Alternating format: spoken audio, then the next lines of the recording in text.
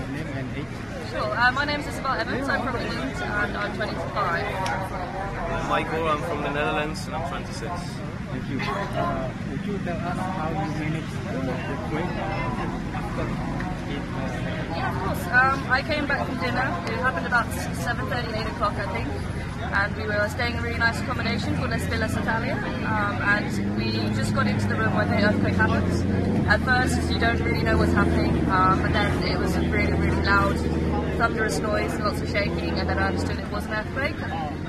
So we had to run outside as quickly as possible. We had to be careful for anything that was falling objects. There was lots of coconuts around, falling over, lots of noise as well. So we went to the reception after the earthquake. We got lots of people together and we made our way to the top of the hill on WAHYUDI.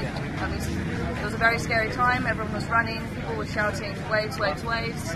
Everyone thought there was a tsunami. Everyone was running as fast as possible, pushing people. There were children being lost from their families, people screaming for their names. At the top of the hill, everyone was climbing trees. It was a nightmare. There's 20 people, 30 people in trees. You know, got scratches everywhere from climbing trees.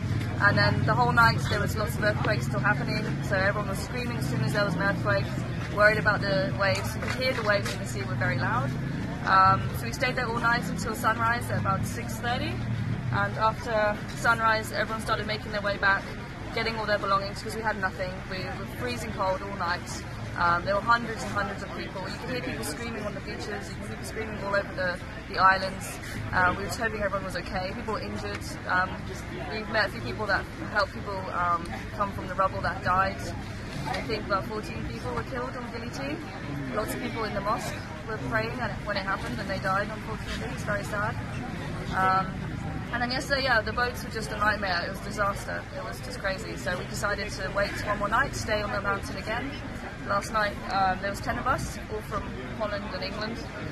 We had to unfortunately take a bit of water and food from the shops, but we had nothing else to do. There was no power on the water on the island, sorry. And then yeah, we stayed overnight, and then today we thought it was a bit better, a bit more quiet, and hopefully we can get to Bali and then fly home.